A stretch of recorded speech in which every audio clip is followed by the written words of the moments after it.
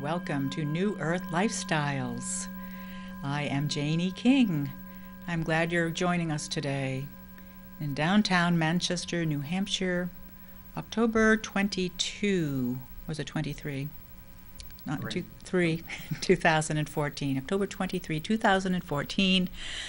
And fall is upon us, and the rains are coming down off and on in deluges of a lot of water, but we need the water. So thank you for joining us today.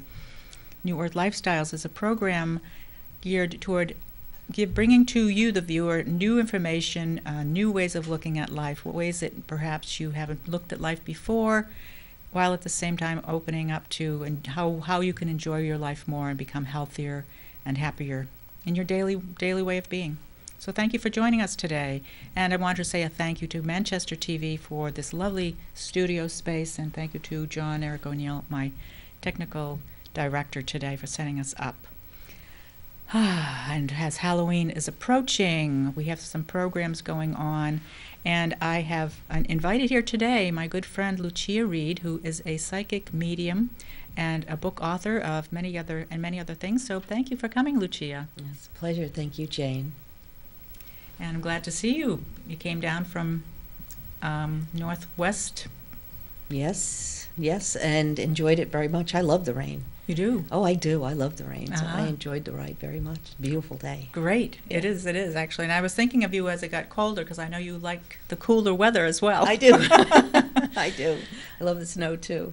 Hmm. So I'm living in the right place. You are Yes. living in the right place. Yes. And so, Lucia, you were on my show sometime back this year. We were trying to remember. It was back in the wintertime, maybe February, I think, talking about what you do, your mediumship, and how you came to that, or you've done it all your life, and Arthur Findlay School. Maybe we can talk about that a little more today. Sure. But what's on our mind today is an event that's coming up on November 1st in Wilmot, New Hampshire, where Lucia and Don Drew will be doing a gallery reading. So maybe we can talk a little bit about what that will be like for people. Sounds lovely. Yeah. Do you want to talk about what a gallery reading is? Yes, well, I thought maybe you could explain that, because you've been doing them more often than I. Sure. If you don't mind. No, certainly. In a gallery reading, the mediums will be reading for a group of people. And I always set the intention of serving the highest good. So I do not set an intention of bringing through Aunt Martha or bringing Dad through. I never limit spirit or try to put any kind of limitation on what could happen. I simply ask spirit to help me to serve the highest good, and then I trust that whatever comes through will do that. And of course it does, because you can trust spirit. So sometimes it's mediumship, and sometimes psychic impressions will come through as well, because for a certain person, they might really not need to hear from Aunt Martha. They really need to know about their job. That's really what's on their mind. And so that's probably what's going to come through in that reading. So the way it works is, after setting that intention, in a room full of people, I will feel drawn to someone, or I may just feel a presence. I may feel a gentleman and just start, or let's say, for example, and start describing the person who's coming through, and ask for who can recognize this person. And certainly someone can, because the spirits are coming through to make connections with their loved ones. So I will just bring that person through and bring the evidence through. It's important to get that evidence through so the person really understands that this is my uncle, this isn't somebody else's, this is my loved one, for example. And then bring the message through from that loved one. Or if it's a psychic message that's appropriate for that person, we'll start talking about what's going on with that person's job or whatever it may be. But it's brief. You know, it's not, of course, the same as a private hour-long reading. You're in a room full of people, and so I have to be mindful of that with the messages that come through, of course, because readings are always confidential. Obviously, in a room full of people, it can't be confidential. So I'm very mindful about the way I put things, and sometimes I may ask someone to see me afterward if we're going to discuss a private aspect of something that comes through. Mm-hmm. But that's basically what happens, is that I will bring through the information that is appropriate for the people who are there. Not everyone is read. Usually, not everyone. We're just talking about an instance where everyone was read, and that Right. was extremely tiring. But usually not everyone is read. But no one is there by accident, because every person is receiving messages. It may not be your uncle you hear from, but that other uncle, the other person's uncle, is bringing through a message that is relevant for you. And could you explain that a little more? How would that be? I mean, I understand that because Mhm. I've received that before, but for the audience, maybe, how could I get a message from someone else's uncle? Okay, that I understand what you're saying. That's a good question. Let's say that you're worried about your loved one. You're not sure if they really transitioned well. Mhm. And this sometimes comes up when someone is confused before they pass, if they pass very suddenly or traumatically, if they were on medications that perhaps had their mind a little befuddled. The loved ones can worry. Did my loved one make it to the other side? Is he really okay? Did he transition properly? Because he, went like that, or he was confused, or whatever. And when you hear someone else get a reading from their loved one in a similar circumstance, and the medium may say something like, "No one passes before their time," and that's really true. Nobody dies before their time. Mm. And I mean nobody, no matter how young. Mhm. Nobody dies before their time. And you hear the message from someone who died suddenly and yet transitioned perfectly. It's calming and beneficial to you to say, you know what, I know that that's true also of my loved one. And so you can actually get a message from someone else's reading. And I know that nothing is accidental. There is no such thing as chance or luck or any of that stuff. That's just made up. In fact, what's happening is Spirit is placing you in that chair. Even though someone else is going to get the reading and you're not going to be read this time, Spirit is placing you there so that you can hear the message coming to the other person because it's also for you. So that's how someone else's reading can benefit you. And that's a benefit, of course, of a gallery type reading, what they call in England a platform reading, that you can't have in a private reading. Right. Because it's just going to be the one-on-one. In a more public setting, other people can benefit from the one person's reading. Right. Oh, great explanation. Thank you for that. And so that's another benefit of being in a group situation where someone might maybe not even be there to, maybe not even want a one-on-one reading, but they get the benefit, and that's why they're coming too, because they probably, or they're being guided by Spirit to come, and as you say, to sit in a particular place perhaps. And one of the other aspect to the work that I do and the work that you do and we do is setting the space of the venue before everyone arrives, and that is creating a sacred space with our intention, our group intention, and our intention for exactly what you said, for the highest good to happen, so that people that come will receive whatever information comes through for them, for everyone, will be for the highest benefit of all, of the loved one coming through, or the person that's physically coming to receive information, whether it's mediumship or psychic information. Yes. So this can be a very sacred event, and the event that we've planned is on November 1st, which is All Saints' Day or All Souls' Day. It's the day after Hallowed Eve, which Hallowed Eve is actually Hallowed Evening, which is, they say, is when the veil between the worlds is the thinnest. And I was going to look that up and try and get more information on where that comes from, but I haven't really gotten the information. I'm sorry to say I didn't have time to do that, but I've always known this for some. I don't know how I've known it, but it's a known fact that on October 31st and November 1st, the veils between the physical reality and the spiritual world is thin, and that's when we can talk clearer to, or so supposedly we're going to be much clearer connection. Yes. To those. Is that so? Can you speak more about that, or do you know any more about that? I really don't know more about it. I can tell you from firsthand experience that I've been experiencing it lately, so I can feel it actually happening. But why it happens, I don't know, and I would suspect you'd want to talk with someone of a pagan tradition, because I think that they probably, someone who understands that tradition probably could explain it, probably understands it. I really don't know how that works. As a matter of fact, my husband and I were talking about that on the way here and wondering, how does that work? Yeah. So I really don't know, but I know that it does. It is true. Although I don't know exactly why. So it must. I wonder if it's an astrological thing that has to do with the spin of the Earth and where the Earth's tilt is in relationship to the sun or to the other planets. Or I so don't yeah, know, paganism. or Earth energies, or I don't know. Yeah, and so paganism is a more of an Earth-based religion of the original goddess, one of the original goddess cultures from Europe.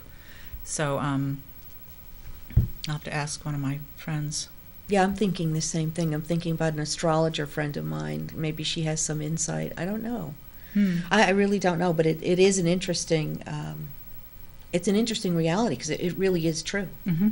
It is. It's a phenomenon. So it's a perfect time of year for us to be having this. Although, I mean, spirit communication happens all the time. I give readings throughout the year for people, and spirits come through. But I think I just feel really good about having this event on this day. It feels good to me to have it on November 1st. Right. So I'm excited. And I'm excited about working with Dawn, with whom I've never worked. Right, I'm excited about that as well. I did have a gallery session that Dawn did at my studio back in August, and that worked out very well for her. And she is an amazing spiritual medium, psychic medium as well, and has been doing that all of her life naturally. And so now she's bringing it out into the world. So I'm looking forward to that too, and having Dawn there. She's a very special person, and as you are, to be doing all of this work all of your life. Many people, I think, grow up. I've talked to other psychics and other mediums that didn't know that they are actually doing this. Were intuitive in this way all of their lives, and some people had been squelched, and other people had just been ignored, and other people were afraid of it and pushed it down themselves. So it's quite it's a natural gift that we all have. Yes. However, each one of us, and maybe you can talk about how you started, each one of us have this different level of ability at it. And some people think they can't do it, but actually human beings are basically intuitive by nature. We are, and in fact, everyone is psychic, every single person, and we all use it. Everybody uses their intuition, whether they're calling it intuition, whether they're recognizing it as psychic ability or not. Everyone is psychic, and everyone uses it. We all have feelings about people. This feels good. That doesn't feel so good. I like this space. I don't know. There's something about this house I don't like. We all have these feelings. We do. So everyone is psychic. My mother was a medium, was a practicing psychic medium. She was from the Blue Ridge Mountains in Virginia, and we don't know a whole lot about her background. She was raised in an orphanage in Virginia, so we don't really know much about her background. But she was very psychic. She was a medium. She did practice. She practiced in a circle. The scary ladies, my dad called them. What do you mean by a circle? She had a group of friends who were all practitioners of one sort or another, who would get together and they would meditate together. They would talk about, now we're talking about back in the late 50s, early 60s. They would talk about whatever was going on with Eileen Garrett, who's a famous, Arthur Ford, who's these were famous mediums of the past, you know. When Bridie Murphy, when the reincarnation, when that big story came out of Bridie Murphy, the search for Bridie Murphy, my mother was, oh my gosh, my mom was so excited about that. So this is a very long time ago. So I was raised in this atmosphere where this was normal. All of these things were normal. Yeah. My mother was a member of the American Society for Psychical Research and participated in some experiments. Really? Yeah. Oh, cool. Yeah. With scientific people keeping track of her ability, of what she was getting for information based on what they knew was happening? There's one that I remember specifically in which they were trying to find out if distance affected telepathy, which of course it does not. But they were trying to find out. So they had people in California sending images. They had pictures of simple images. I don't know, I don't remember, I was a kid, but a pyramid, the Eiffel Tower, or whatever it might be, and people receiving in New York and London. And they were curious to see if there would be a difference, if the distance would affect the accuracy, and of course it didn't. Interesting. Yeah. So she participated in that. She participated in a couple of experiments with some past life researchers, some of whom, Helen Wambach was a very well-known Yes. psychic researcher and past life researcher, and I was regressed by Helen Wambach with You my were? mother. I was. Oh, how Yeah, cool. She's in yes. one of the books that I have on past life. I think it is on past life regression. Oh, I'm sure It's that's... it's because she's a psychiatrist, I believe. I'm not sure. But she was most definitely a past life researcher.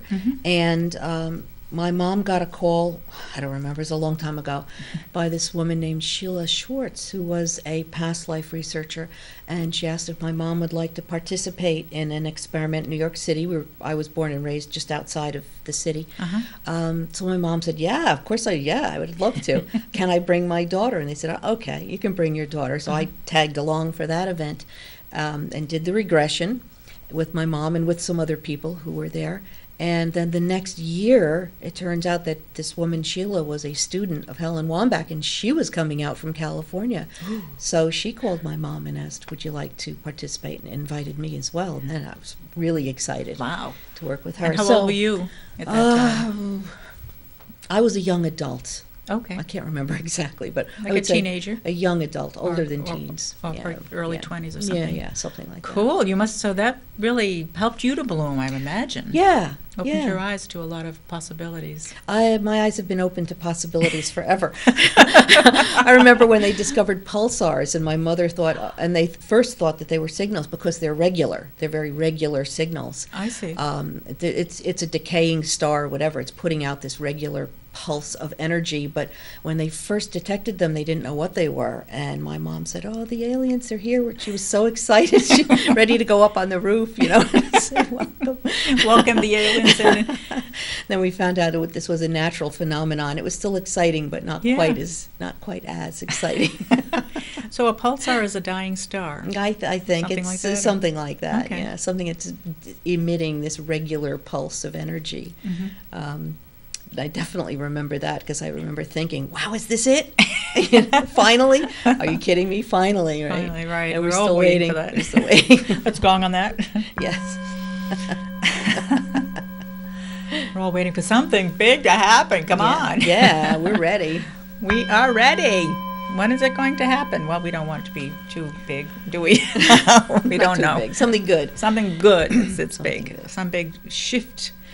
And as you were talking, I was thinking about, your love of the stars and your love of planets and interplanetary information, galactic stuff. And now you're writing a book, or you have a book in process of editing, and is that part of the story of your book? Well, there are certainly intergalactic beings, cosmic beings, beneficial beings who are in the story for sure, who factor in. As a matter of fact, the character I had the most fun writing was this one particular character, Undine, who is very attuned to the earth itself and loves to walk along underneath the ocean and in volcanoes and things like that. Cool. Yeah. Undine. How did you come with that name? Did Spirit kind of give that to you? Yeah, Spirit gave me the whole story. So I submitted the story. I spent a year getting rejections. My daughter was making me feel better by sending me famous rejection letters that other people. Here's a famous rejection letter that J.K. Rowling got and that the Beatles got and this kind of thing. So don't feel bad. You're in good company. But finally, I did get a literary agent in New York City who is interested in my novel, but they suggested that I make some changes about pacing. And I wrote it in a very sort of languorous style, which is the way I like to do things, in a very unhurried and languorous way. But they don't like that. They want it to move faster. So they suggested making one chapter into 3 chapters and that sort of thing, picking up the pace. And that's basically, they love the writing, they like the story, but the pacing was too slow for them, so I'm making it move faster now, and that's what I'm working on, and then we'll see where we go from there. Ah, cool. So this is like the process that never ends. When I first finished this novel, I thought, I'm done, that's it. Okay, let's publish it. And I read an article online by a published author who said exactly what I was thinking. So you wrote your novel, and you're thinking, great, I'm done, let's go. Yeah. And forget about it. This is just the beginning. The beginning of the process. After you finish your novel, there's so much more to do. This is just the start. Finishing the novel is just the start, and he was absolutely right.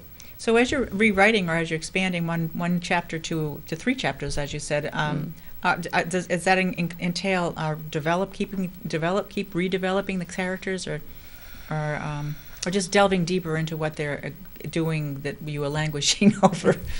Slow down. No, really, it's restructuring. It's really about moving this piece here, this scene where these people are having this conversation. Move it here. Oh, This and is that works.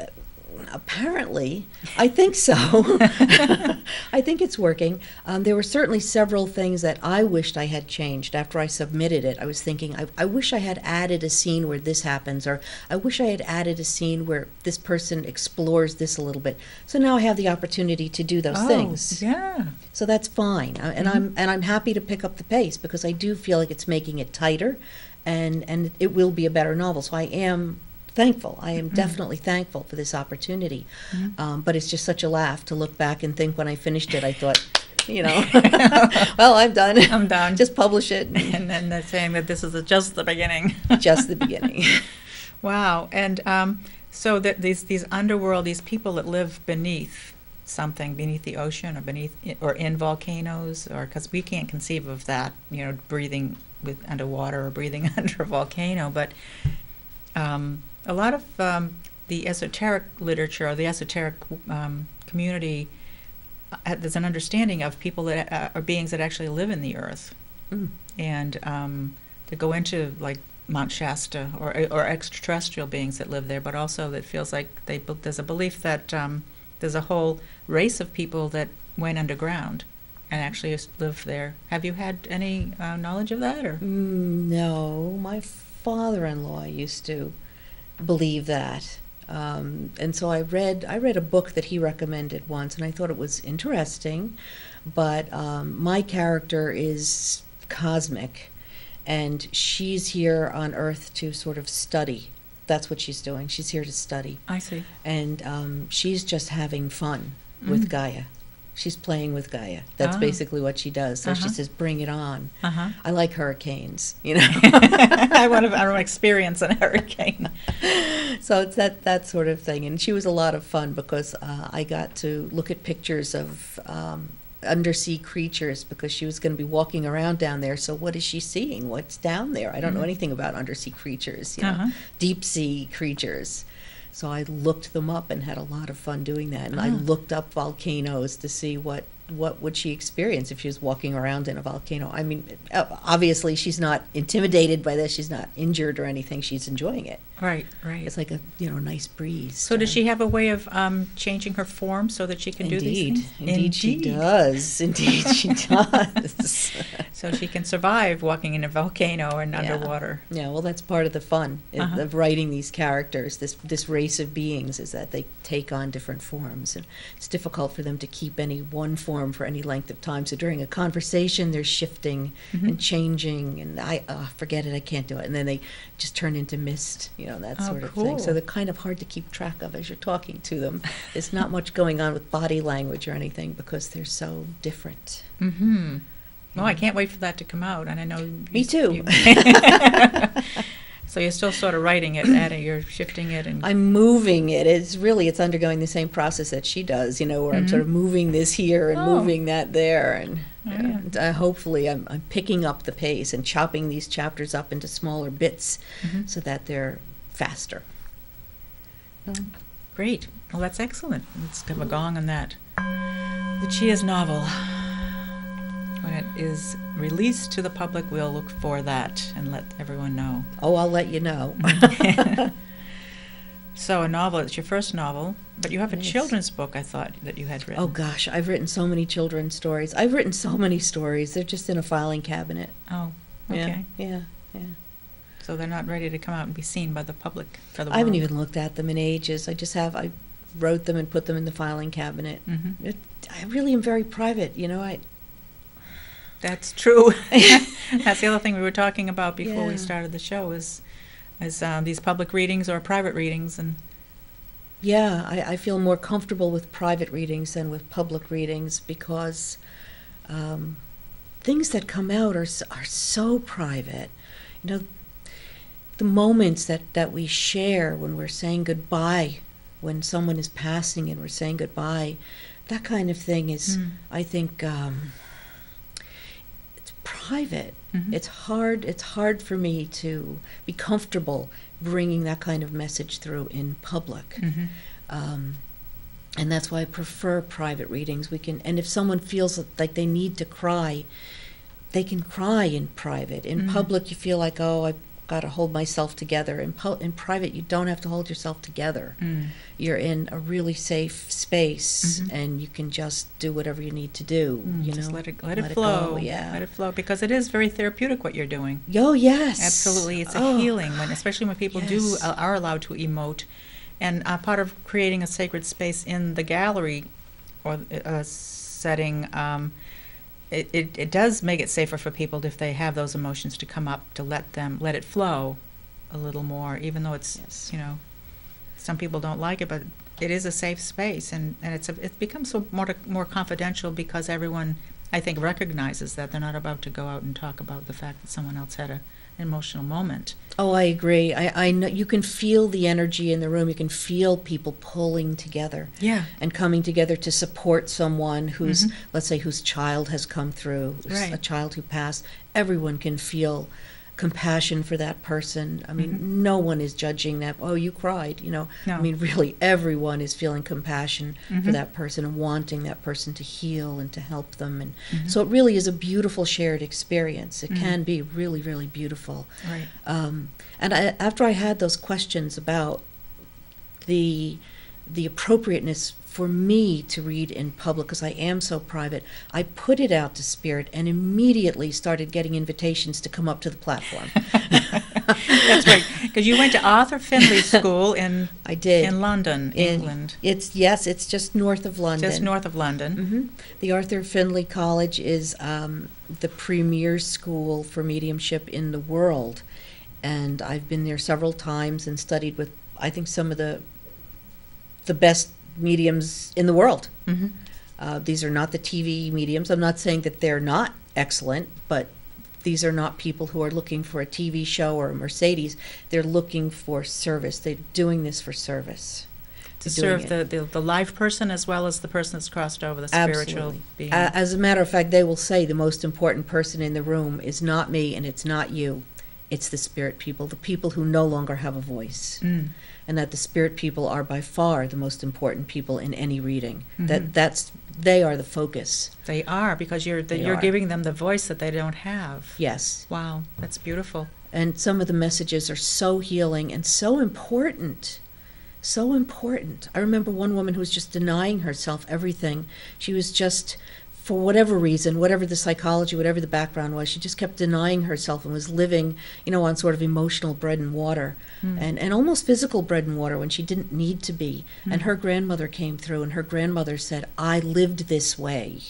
Don't do that. Mm. And looking back, I see that was such a mistake. Don't do that to yourself. That was the message. And it changed her life. Yeah, wow. Getting that message and knowing it really was her grandmother, bringing through the evidence that proved that it really and truly was her grandmother who was coming through. And then getting that message for her was so important that she gave herself permission. She was able to give herself permission to have flowers on her desk, to take a trip, to treat herself, to be kinder to herself. To live her life more fully by the sound. Yeah. Wow, and so Yeah. So the Arthur Findlay College is the teachers that are there. They're there to help you to teach the student what to be more of service, but how to be more of service. And do they model this, or are there techniques that they help you with? Well, yes, they help you with technical things. Really, they can't teach mediumship. Okay. I know there are people who teach mediumship, but I think you're a medium or you're not a medium. And a medium is someone that brings through a deceased loved one. Yes, yes. A medium is someone who can communicate with the spirit world. Mm-hmm. It's different from psychic ability. A psychic reading would be me sort of feeling the energy around you, reading your energy, and feeling things about your life, your home, your job, and so on. Mediumship is bringing through spirits. It's really not about focusing on you so much as focusing on the spirits around you, Mhm. communicating with the spirit world. And my feeling is that that really can't be taught. You're a medium or you're not. Mhm. However, what they show you is how amazing you are. Really? They do. They make you do things you couldn't imagine you could possibly do. Wow, can you give us an example of what that might have been for you? Yes, yes. I mean, honestly, I have amazed myself, and I say this in all modesty. What's gone to that, to becoming amazed with yourself? You're here, yes, because we all have those moments in life where Oh. all of a sudden, did I do that? Did I say that? Is I that had no me? idea I could do that. I had no idea I could do that, right? That's the kind of thing they do. In one class, I was sent out of the room. I was sent across the hall into another room, and I was told to read for someone in the room, someone who was in the classroom. I didn't know who. So there was no question of reading body language or picking up cues. I mean, I didn't even know who I was reading. I was in another room. So I was sitting in the other room, and I was told, just write down whatever comes. And I remember saying to myself, okay, I'm going to write down whatever comes. And if this is real, I mean, this is crazy. I'm sitting in another room. I don't even know who I'm reading. So you wrote down. I wrote down my things, and I went back in. I immediately started getting impressions. I wrote them down. I went back into the room, and I said, okay, I did it. I don't know what I did, but I did it. And my tutor said, this is the gentleman you were reading for. Okay, sit down and give him his reading. So I sat down and gave him his reading, and he said it was spot on. Spot on. Wow. And on that note, we have a caller if you'd like to take this. Sure. Is the caller still there? We'll see. Hello. You're on the air. This is Janie, New Earth Lifestyles. Who are we speaking with? Hi, this is Ginger Farrer calling. Hi, Ginger. How are you? I'm trying to be better, thank you. I have a long way to go. Okay. And Ginger. The reason I called is because I'm watching you and this very, very gifted lady. And I just had a question about how some people that profess to be psychics, and then they go on the air and they criticize and they make jokes and they minimize the value of the person that they're speaking to or about. How is that considered a true psychic, or why should it be considered a true psychic when a true psychic is someone who's so spiritually in tune that they wouldn't deliberately speak ill of someone even if they felt like that was their opinion, because spiritualists are supposed to help people as opposed to criticize and minimize the value. Okay. Well, That's a good question. Ginger? yes, Ginger. Ginger, thank you for that question. I can speak to that. Okay. I know what you're talking about, Ginger. I understand what you're saying. And there is a sad truth here. And that is that having psychic ability does not automatically confer any kind of spiritual elevation to anyone. It just doesn't. It doesn't. This is what it does do. It gives you opportunities to grow. It gives you opportunities to connect with people and really grow spiritually from those encounters and from those messages and from that compassionate connection. But it does not automatically make you some sort of put you on a spiritual high point of any kind. And the truth is, you can be psychic and not be necessarily a And very not be a spiritual nice person. person. Yeah. That's right. That's right. Okay, that makes sense to me because I grew up with in a family that was very spiritual in the sense of being psychically gifted, and I've had it all my life, and I believe very much in it. In fact, I believe many times it has saved me from error and from accident, and I just can't equate how somebody who is lucky enough to be so spiritually gifted misuse that by the way that they do their spirituality.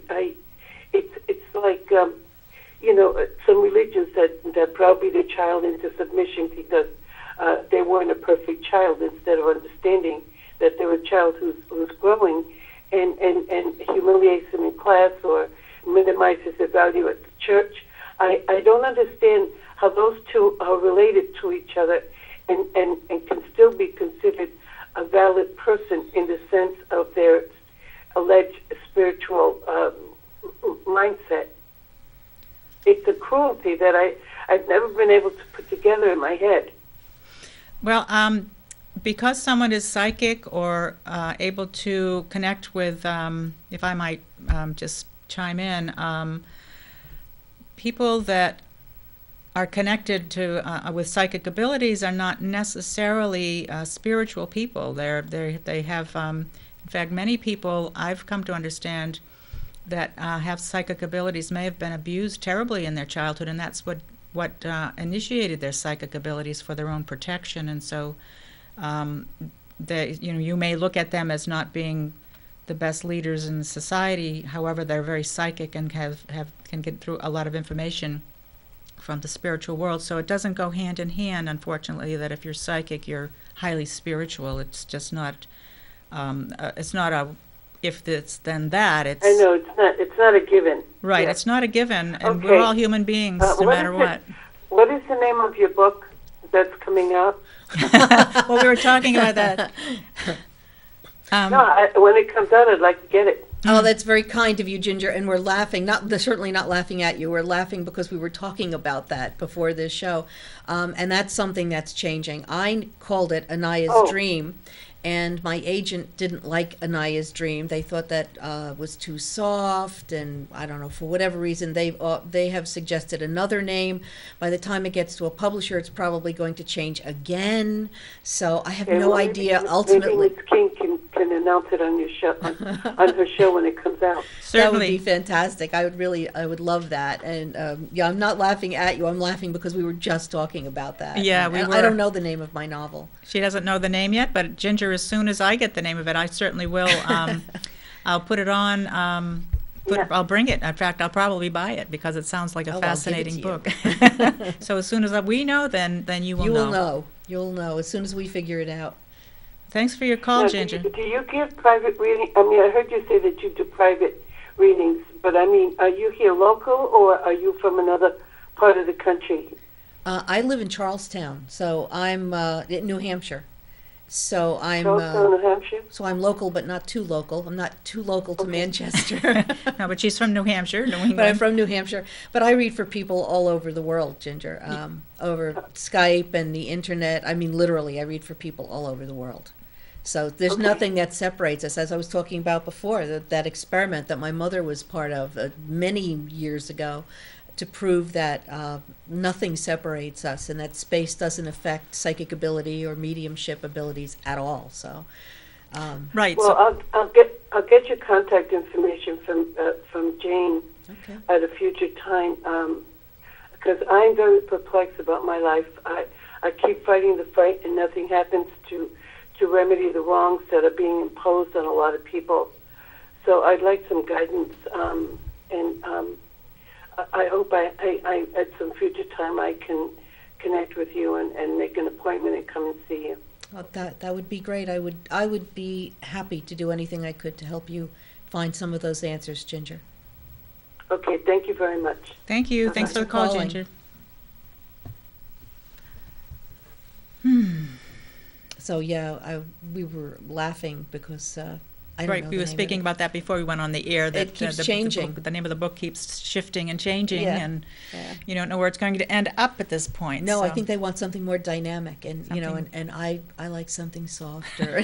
So, I don't know. And you're a softer person, but they want to. Yeah. They want to Yeah, sell they books. they want it more sacco. More you sacco, know? I guess gung-ho. it's got to be like one word, you know. Oh, oh. Well, maybe not, but Or 2 words. Well, it was 2 words, but yeah. But it was interesting. I was looking at some of the television shows, just titles. I don't know what these shows are, but I was just looking at titles because I'm playing with titles, you know, and Right. I'm seeing one-word titles: everlasting, scorpion, this, that, you know. Right. Like, oh, okay. So, you know, yeah. that's not me. But you might come up with one if you keep on I'll keep thinking researching and thinking about it. and Anybody diving out into there, if it. you have an idea, it's a fantasy and it's about galactic expansion. It's very positive. It's very spiritual. It's not really a Sacco story. You know, I mean, there are no car chases or anything like that. But this just certainly is dynamic thoughts and the dynamic action things Yes. and how people are experiencing their life in this novel. Yes, definitely, definitely. So it's a matter of finding the right spice, The right verb. I need the right verb. the right verb. It'll come. It'll come. It'll come. It Yes. is coming. Yes. So thank you for that call, Ginger. And But that's an important point, isn't it? It That is very important A lot of because- people just make an assumption. right, because you're psychic, because you're a medium, that you're a good person. Yeah. And we would love that to be the case, but Yeah. I know the more I'm on this planet, I'm finding out that people come into sometimes their psychic abilities because they're empaths because of a lot of hurt in their early years of their lives, where they had to put their feelers out there, open their intuition into a big space so that they can know something to protect themselves or to be safe in an environment that wasn't safe necessarily in their home environment. So that's one piece that I really have gotten in touch with, that could, be some of what Ginger's talking about, where they're not really, she thinks that feels that they're not good people, or they're doing certain things to other people in other ways. And so they're in fact, if you look at all of our lives, I know I look at my upbringing, and I'm always working on myself and checking in with myself and my thought process, which I talk on the show a lot about when I'm on here at one-on-one. We're all a work in process and all work in progress. And so people, and I know I do things sometimes that may be hurtful to people that I don't want to be doing, and I don't realize I'm doing in the moment, but it might come back to me as, oh, that wasn't a nice thing to do or say, and so that gives me an opportunity to shift it by having it come up into my awareness that, oh, that wasn't such the best thing for you to do or say. So people that you may think are not really good people, they're doing the best they can do with what they have, and they may have been injured in their lives, and so they're struggling in their own way. Maybe don't even feel like they're struggling, but they could be. They're just trying to come up and live their lives in the best way possible. I'd like to say a couple of things about this, because Mhm. it's something that a lot of mediums and psychics talk about, Okay. and sometimes disparagingly. Oh, that so-and-so, Mhm. public figure type of thing. First of all, we all have egos. Mhm. Every one of us does. So it's hard to check your ego at the door. I Mhm. think it's necessary to do this work, to do it the way I want to do it. That's what I try to do, is check my ego at the door. But it's hard to do that, because Mhm. we're all here in this world, and we're all part of the world, and it's not an easy thing to do. I Mhm. mean, I'll be honest, it's not easy. We all want to do something well. If you're doing it, you want to do it well, and we all like to be recognized for our work. Mhm. So there's sort of a natural push me, pull you going on a little bit, where you really want to check your ego at the door and serve spirit. But it's by the same token, you do want to be respected for what you do and acknowledged for what you can do. Mhm. And also, there's the question of reincarnation, which is maybe getting a little bit deeper into the subject, but Mhm. just to take a couple of minutes. I try to see everything in the context of reincarnation, because it is the reality of our soul's growth. I've seen it so many times.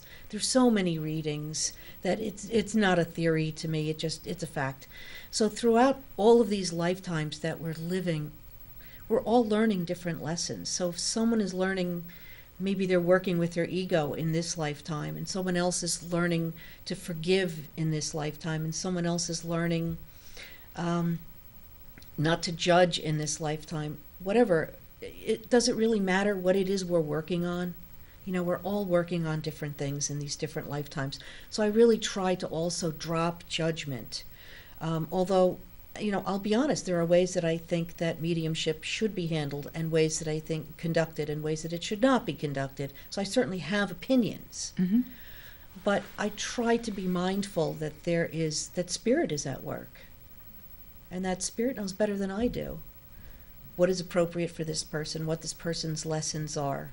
So rather than imposing a judgment, that person shouldn't be doing that way, there may be lessons there that are being taught and being learned on levels that I don't understand, because I'm not tuned into that lesson. I'm tuned into some other lesson. Maybe it's forgiveness or something else that I'm tuned into, that I'm working on. Mhm. So I really try to be mindful of the fact that we're all doing the best we can, and I definitely do believe that at any given time, each one of us is doing the best we can. Mm-hmm. And I know that's not a universal belief, but it is mine. Mm-hmm. And I also try to keep in mind that Spirit knows better than I do. And just trust that whatever is happening is unfolding correctly, and it's for that person's best good, their highest good. And I try not to judge. But I'll be honest and admit that I do believe there are ways that reading should be conducted and should not be conducted, and so on. Mm-hmm. I certainly have opinions. Right.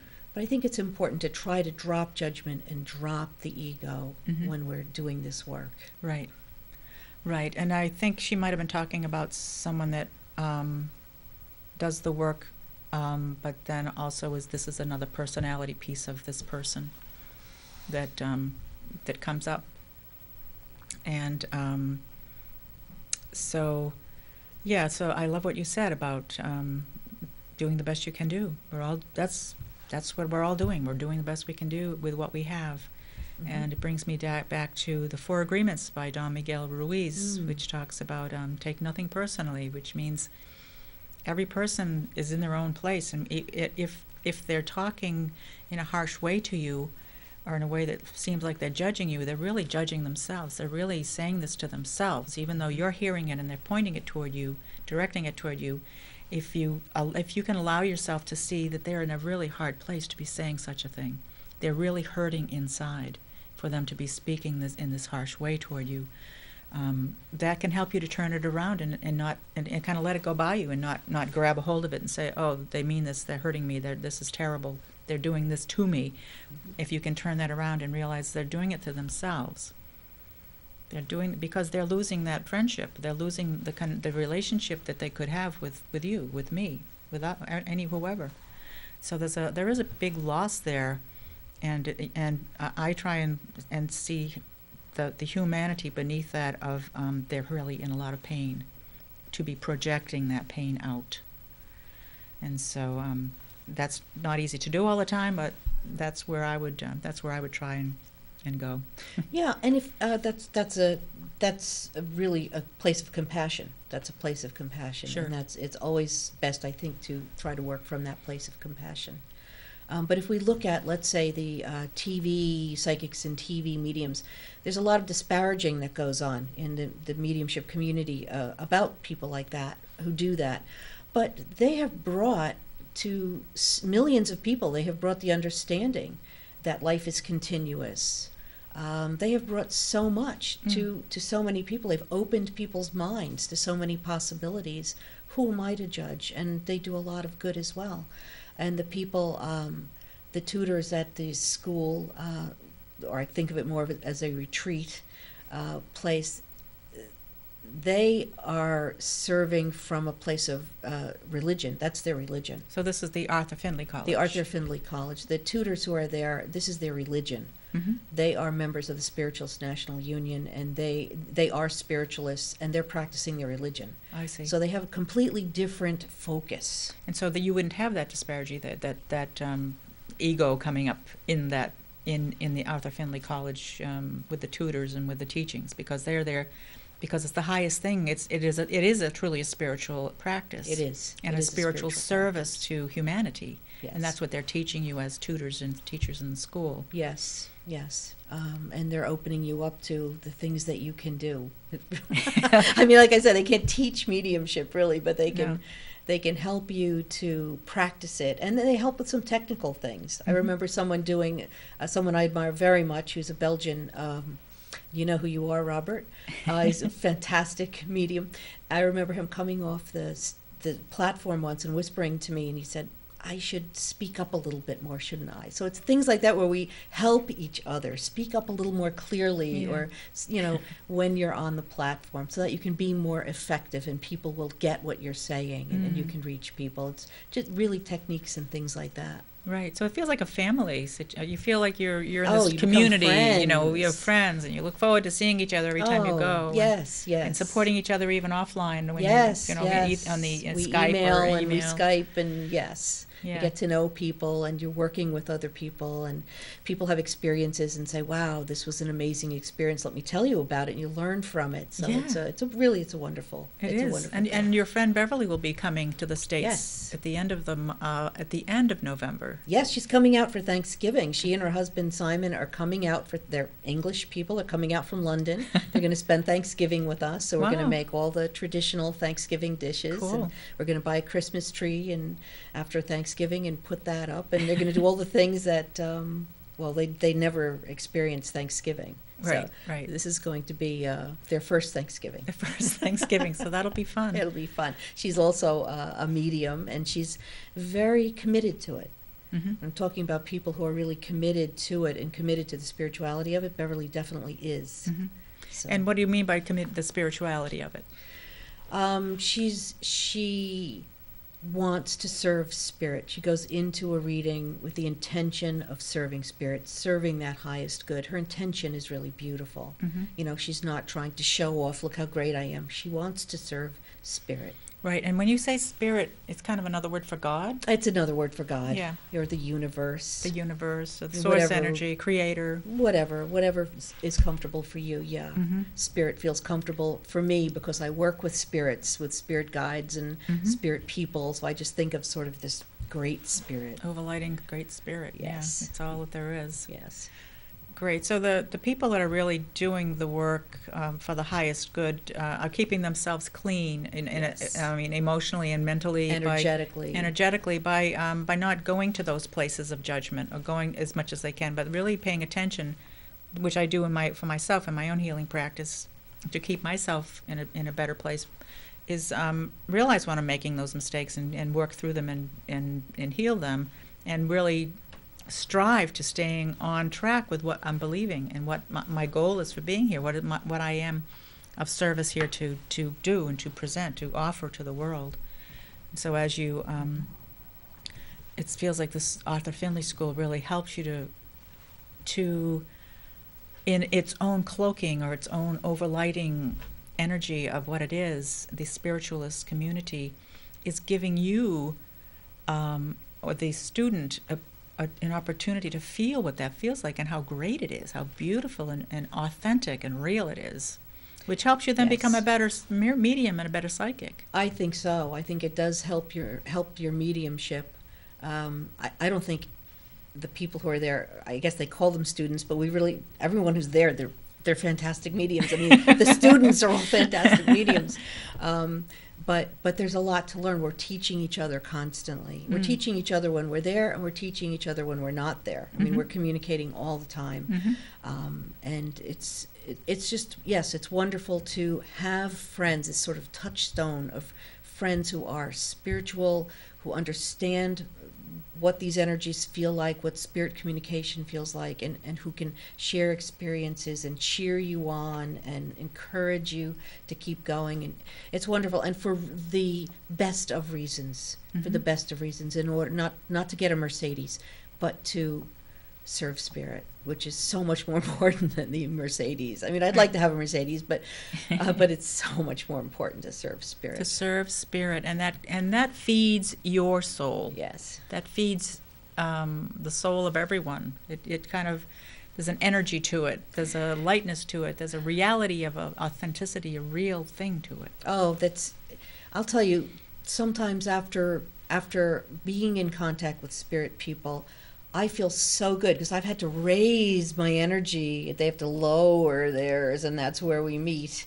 And for me to listen to them and hear, I mean, when people say, oh, you talk to dead people, everybody can talk to dead people. Anybody can talk to them. Hearing them is the trick, you know? So you have to raise your vibration so that you can hear them. And after being in a place where your vibration has been raised for a while, you feel like $1 million. It feels fantastic. That's true. I mean, so that's what the Arthur Findlay College is. You're raising your vibration all week, or as long as all you're there. week, or all 2 day. weeks, all day, totally, to Yeah. then come up to that vibration of meeting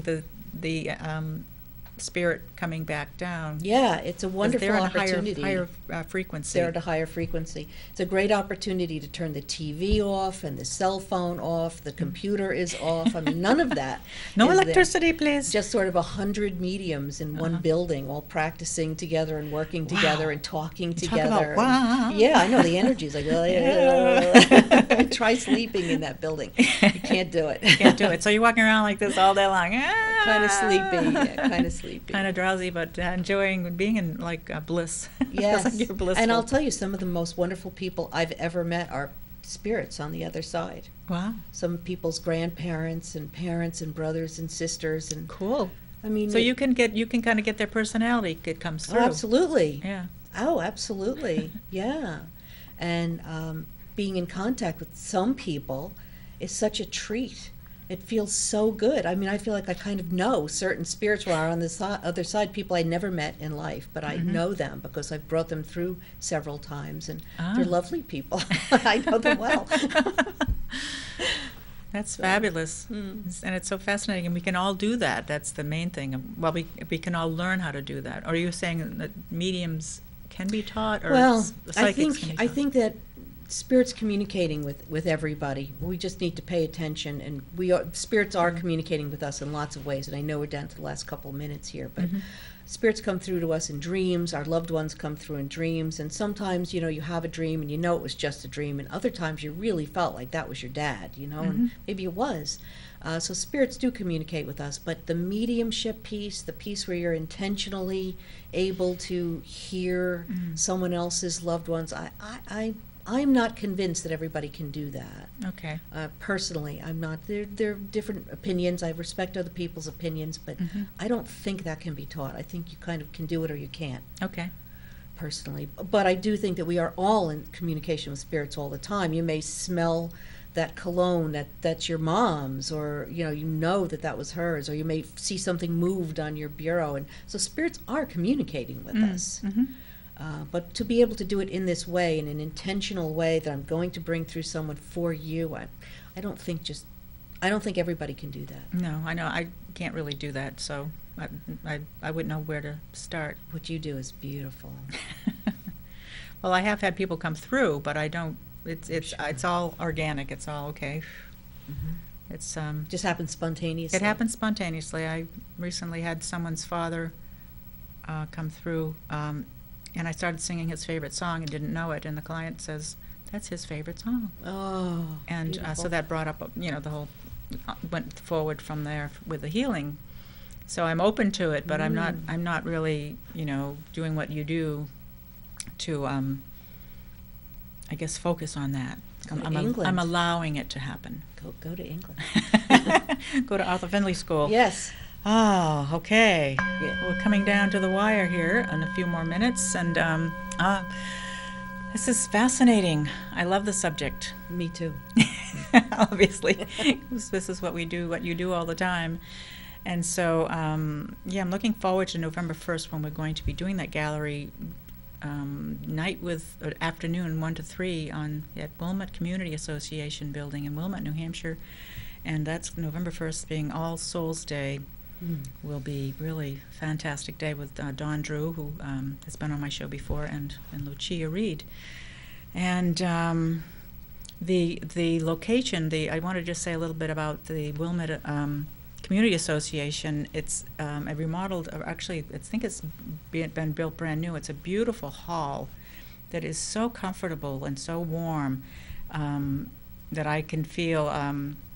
When I talked about in the beginning, setting space, creating a sacred space there, it won't be hard to do because it's already a sacred space. It's just this beautiful, big open room with plenty of light, natural lighting coming in, and I know the spirits just can't wait to come through and bring in through the messages. And I think that the people that are going to be coming are already gathering up and starting to be directed there to receive information, because it is a sacred event to have you connect with loved ones and receive information and confirmation that they're okay, or whatever they need to tell the people on this side, the living people that are really wanting to know more about the whereabouts or the condition of their loved one that has passed. So That's going to be a fun event. I'm looking forward to it. And then at the end of November, November 29th, that's when Beverly Mann will be coming from London. We'll be at the same location, and Lucia Reed will be there doing a similar event with psychic readings. That will be an evening event. It's going to be a lot of fun, too. So Beverly will be bringing her London British energy. Bev's got a lot of energy. She's got a big personality and a lot of energy, so she's going to be a lot of fun to work with. Right. So thank you so much for being with me today, Lucia, and being with us, being on the show. And next week I have an herbalist coming. And let me just quickly just check in with her name is, of course, Rosaline, who was on the show a while ago, too. She's coming down from around Barrie, Vermont, to talk about what she does in herbalism and self-healing. She lost I think she lost 100 pounds. And so she lost her whole body, and she's, still pretty a normal-looking person like me. So she'll be here next week. Hope you can join us. And until then, glad you were with us today. Remember, your heart knows the way.